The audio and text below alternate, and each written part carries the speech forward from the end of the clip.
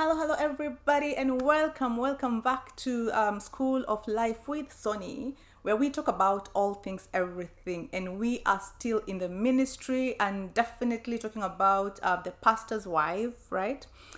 And I'm talking about today. I'm going to be talking about the suffering, the pains, the wounds of a pastor's wife, and I want you to know that I'm talking about pastor's wife mostly in the establishment stage. Things keep evolving, or is it metamorphosis? Things keep growing. But I'm talking about 1 to 5 years to 6 years to 7 years. I'm talking about those years. I say I never talk about what I do not know, maybe even to the 10th year. I don't go where I haven't been. So I love to go where I have been. And the other day someone told me, wow, Sony whistleblowers are not very popular, and they were telling me I'm a whistleblower, and I said, who else had the ministry of whistleblowing? It's not said that, but I actually went looking. Was Jesus a whistleblower? And oh my days, I found so many. I found so many times and so many, and how Jesus was a whistleblower in so many ways, and I was like, I am my father's daughter, and I don't stop, and I'll never stop at anything. Again, I said, I wish I knew so many things. I wish I had a lot of things before I had to walk into them, and so that's why I do what I do. So I'm gonna be talking about the suffering in silence of the pastor's wife. So number one, who wounds the pastor's wife? Who wounds the pastor's wife? Do you know who wounds the pastor's wife? One, unfortunately, the pastor's wife could be wounded by the pastor. And I say unfortunately because I think I said that people don't think that pastors are human beings. They think pastors are pastors, and I don't know what they think they are made of. So like even the thought of pastor hurting someone is hard, right? And so as I start and as I continue with this series of marriage, I know there are people who have been loved. I know there are pastors' wives who have been who have been upheld. But let me tell you, there is a number of women who have been crushed by the very hands that were supposed to hold them. And that is the group I'm talking to. The pastor's wife can be wounded by the pastor. The pastor's wife can be wounded by the congregation. The pastor's wife can be wounded from expectations or by expectations. There's so many expectations placed on them by all these people that I'm mentioning, including the society, that it leaves them wounded. So what happens, and where does the pastor's wife go to when they are wounded? Where do they go to when they are hurting? Where do they go to when they are suffering the way they are suffering? Are they going to go talk to a congregant? Are they going to talk to the same people that look up to them or look up to her? Are they going to talk to the very people that expect counsel from them? Who talks to them, or whom do they talk to? So the number one struggle comes when there is no one to talk to. So I would say the number one struggle is having no one. And I'd say churches are different. So there are people who are in ministries that are already structured. Like you get into a ministry where there's an umbrella. You are under somebody. So for me, I feel that is easier, because then automatically there's someone above you. Like I could go to our mother church, I could go to our father church, I could go to our mother church, I could talk to this person. But then there are other ministries, that the mushrooming ministries, that like the pastor that is starting the ministry is the head, and probably has no one above them. They have no one they are accountable to. They have no one that mentors them. They have no one that they listen to. that is a real struggle, especially for the pastor's wife. Because when things go wrong, you don't even know who to go to. You don't even know who to talk to. You are so alone, because if you're trying to cover, if you're trying to shield, if you're the Sunday morning happy couple, and that is what happens most of the times. I'm not saying that people are not happy. People are happy in their houses, but the truth is, sometimes you might not be in good terms on Saturday, but on Sunday morning you have to wake up and you have to wear that face, and it's okay, and it's okay to do that. And it's okay to do that. It's not okay when that is your lifestyle. It's not okay when that is your lifestyle, and it's not okay when you have nobody to talk to. So when you have a pastor who fears no one. Fear is a big word. I don't know what other word to use, but if you have let me just say accountable. If you have a pastor who is accountable to nobody, then it becomes very, very tricky. Yeah, so I feel like it's important when you're starting ministry to have someone, whether you are there's an umbrella or there's no umbrella. It's important for you, if you really care about this person, if you really care about this lady, if you really care about this woman, becoming all that they were supposed to be and supporting you the way they're supposed to support you. I feel you should not start without having a mentor, an accountability person, someone that will give you direction when you need direction, someone that will help you reason out some things when you need to reason out some things. It's important for you to hold that person's hand and say, this is the person that we are. I don't want to say submitted to, because there's so much that has been happening that you don't even know the right words to use. I don't want to say a father. I just want to say someone you're accountable to. Whatever you call them is up to you. But I believe we all can learn and should learn from people who are ahead of us. So it's important for you to have someone who is ahead of you spiritually. You can't tell me you're a pastor and the people that surround you are not. There's no one that can hold you accountable, or there's no one that can pull you up. You only have people around you who you pull up, who you're on the same level, and who you look. Who look up to you, and then you have nobody that you look up to. So that's exactly what I'm saying. Just have someone you look up to, and let your partner know, like, this is the person that we can talk to when we need to talk to somebody.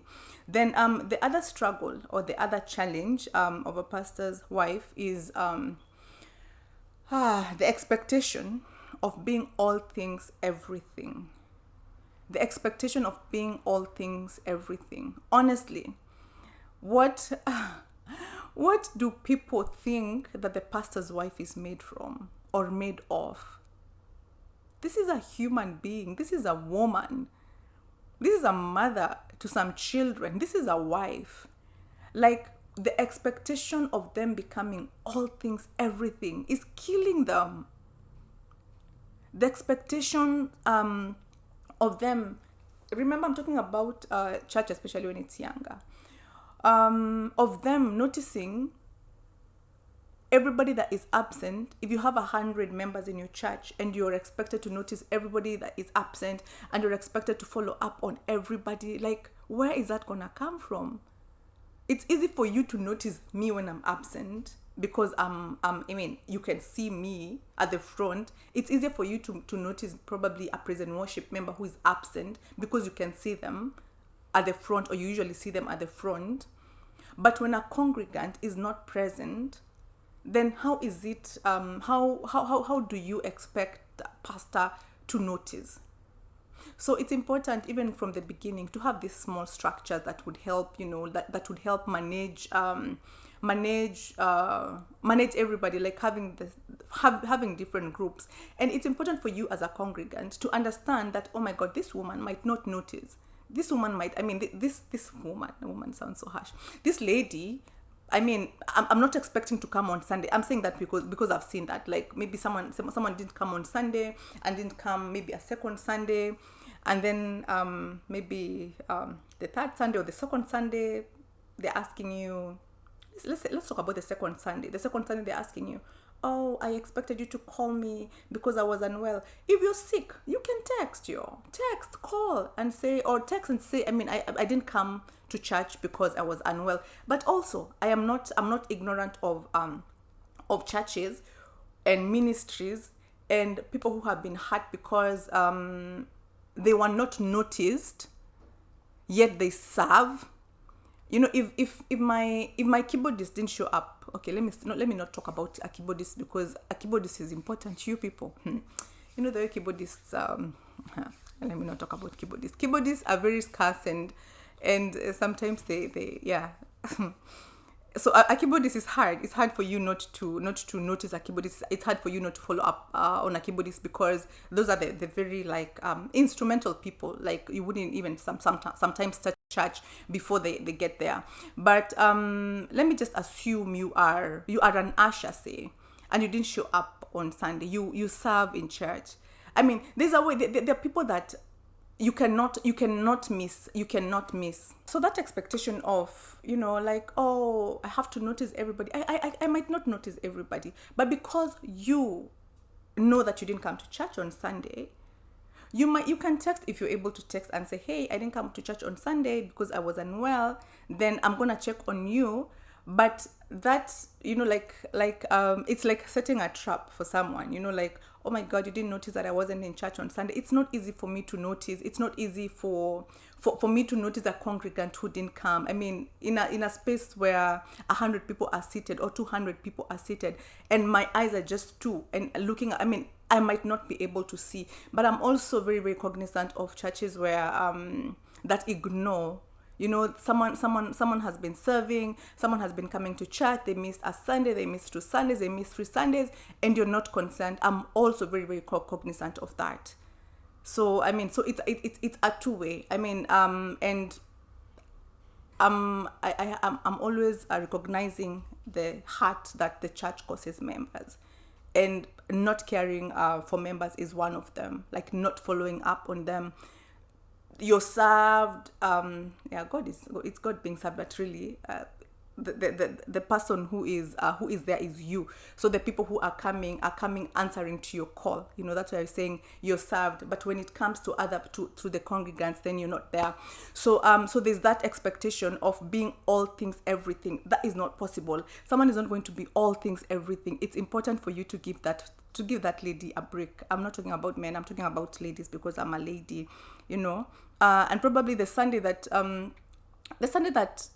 you didn't come to church and you're expecting me to notice is a Sunday that I'm really down. I'm not even noticing everything. I'm just there physically, and maybe I'm not there emotionally, and I'm not there spiritually because I also have my bad Sunday mornings. I also have my bad Sunday mornings.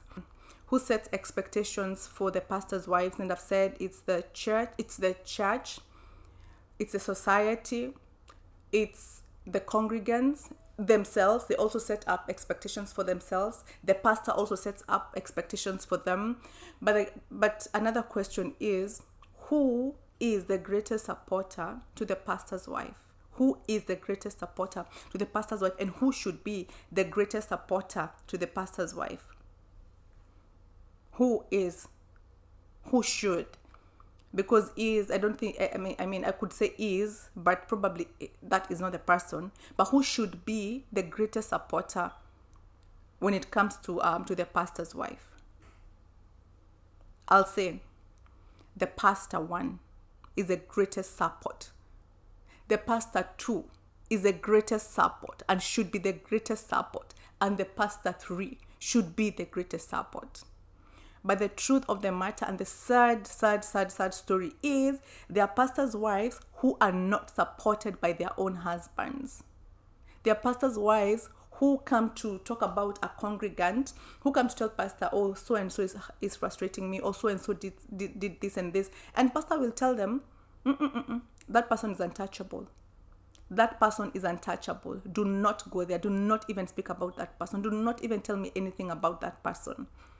And some will go to the extent of telling their wives, like, if you cannot handle this person, if you can't serve with this person, you take, step. So I think another challenge is knowing how to balance. How am I balancing my marriage? How am I balancing church? How am I balancing my work? You know, if you're not like in full-time ministry, what are the expectations of you in this ministry? Are you expected to be there for all morning glories, if they have them?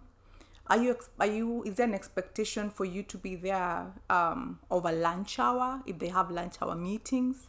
Are you expected to be there like during the week, if they have weekly meetings? And if that is the case, then how do you divide yourself? Are you the kind that if you do not show, and supposing you are not like employed but you run your own business, does someone expect you to be closing your business during those hours to come to church? And probably if you do not show, then you are punished for it, or it becomes an issue. You know, if I'm not bringing in money, it's an issue. If I don't show during those hours, it's an issue. Like, where are you at? So how do you balance? See, communication is always the key. Like, communication is always the key. It always goes back to what I've said. Who supports the pastor's wife? And the number one supporter I've said is the husband, and the number two, and then number three.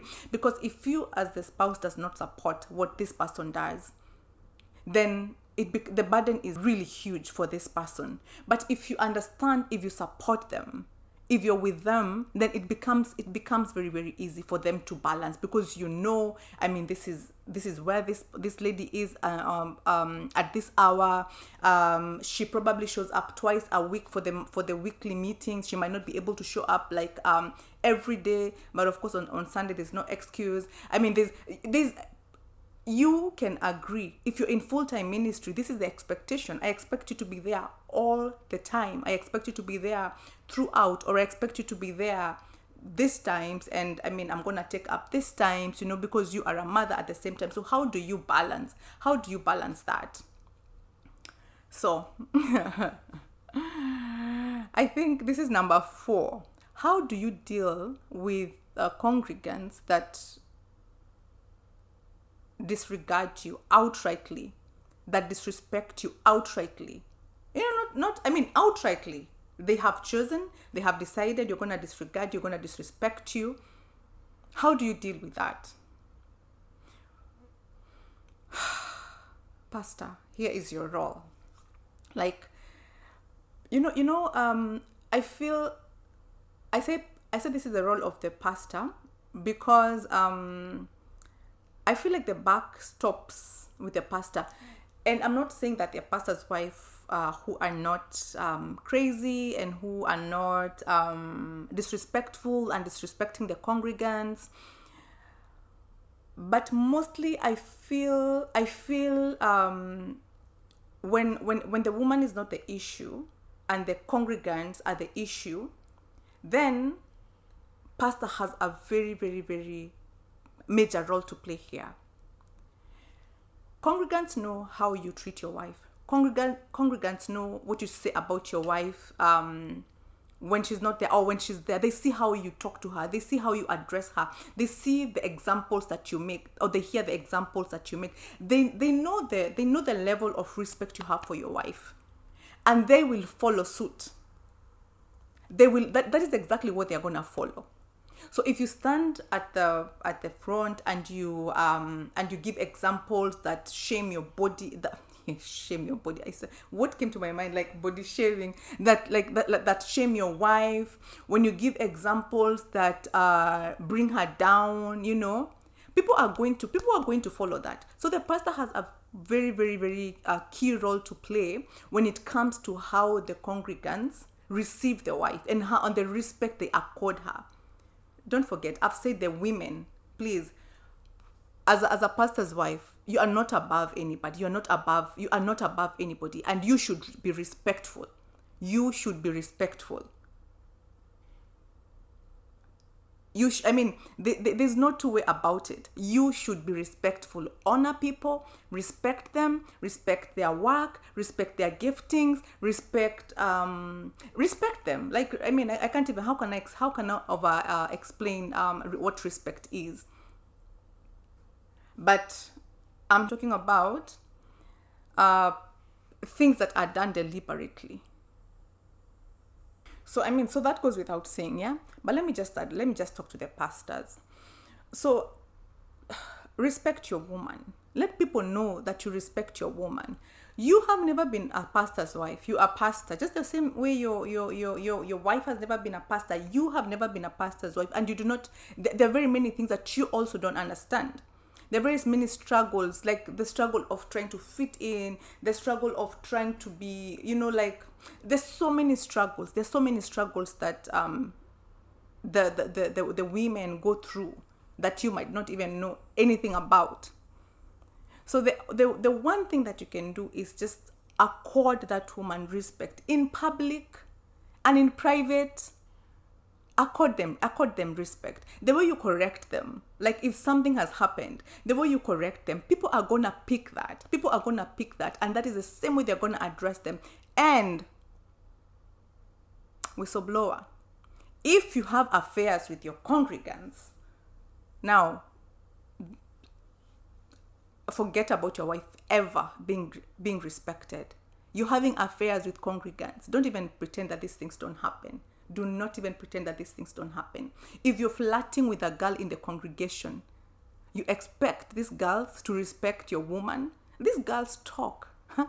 This girl wants to feel important. Pastor is seeing me, and they're going to discuss with a few other girls. And your wife is going to be scorned. There is no way this woman is going to be respected. Your wife comes to tell you, so and so has an issue. Have an issue with so and so because they did this and this, and because this person is a tither, you tell your woman, do not even dare. Do not. That one is an untouchable. Did I say I don't talk about anything I don't know? I did. When this woman, when your wife comes to tell you, so and so did this, so and so did such and such a thing, and you tell them, do not dare. Oh, they didn't come for practice and they still want to sing. They tell you, leave them to sing because this person is a tither, or because this person comes with so many other people. There are two things, especially at the, like, in the foundational period of the church, and not just the foundational, but these are the two things that drive church: money and members and numbers. So you're coming to tell someone that someone who comes with, this is a lady, the husband, their 5 children, their sister, their brother, the sister's children, these are 10. They have also like, you're coming to tell me like 10 members, because when you're telling me about one person, my mind is already counting how many people does this. Like all the people that this person touches, and I think about that and I'm like, just do not. So pastors, you set the pace. You set the pace of how your wife is going to be treated. You set the pace of how your wife is gonna be regarded by people. So it's very important for you to remember, this is not, you might lose a member, but this is not your work. This is the work of God. God is gonna build his church. You are going to build your marriage in wisdom. You're going to build your marriage in wisdom, because a marriage is not just built with love only, but with a lot of wisdom, and especially when it comes to ministry. Wisdom is paramount. Wisdom is paramount. Yeah, so the pastor's wife is going to be wounded by so many people from so many sources, and knowing who to talk to is hard.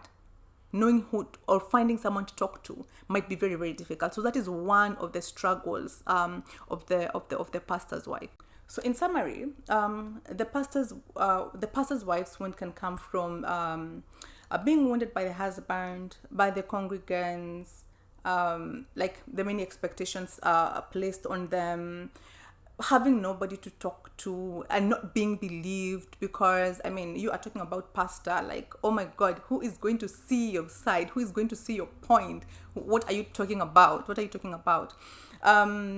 pastor not supporting them, the pastor putting the congregant before you, or the congregants before you. You know, I come with an issue, but you just don't listen to me. I'm not priority. There's so many things, like I think I've mentioned, like the wounds can come from so many places. And of course, the suffering in silence comes in when you cannot talk to anybody.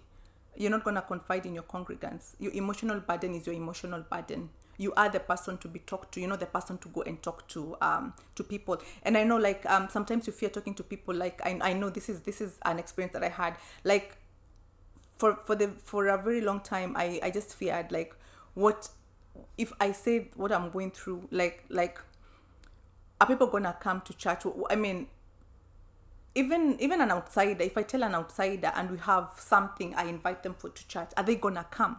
And when they see this person, what are they going to see? So you keep protecting and you keep covering, because you just cannot, because you don't want to expose, because exposing this is exposing yourself.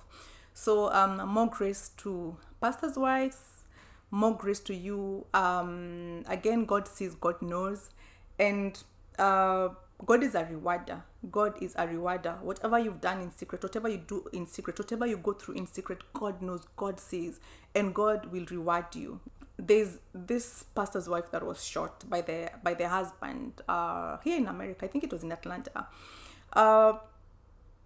I mean, when it gets to that point, then it's not worth it. It's never ever worth it. When it gets to the point where you want to take a step and someone feels, no, you're gonna embarrass me, and you know it's been very, very chaotic in the house, and now you've decided I'm gonna talk about it, and then they decide, no, you're not gonna talk about it because you have to keep this covered, and because of that they follow you, and the worst happens. So when it gets to that, then it's really, really bad. So find someone to talk to, get an accountability partner, or someone that you both respect, that can be able to speak into your life. I know I can't exhaust the suffering in silence, the wounds. I cannot exhaust, but I just want to tell you that God sees, God knows, and God is watching over you, and God is going to take care of you. God is going to take care of you. Serving is beautiful. Serving is good. Serving is a blessing. Just don't die in silence. Find someone you can talk to. Do not die in silence. We are all human beings. We are all human beings. So don't die in silence. Don't suffer in silence. Check out.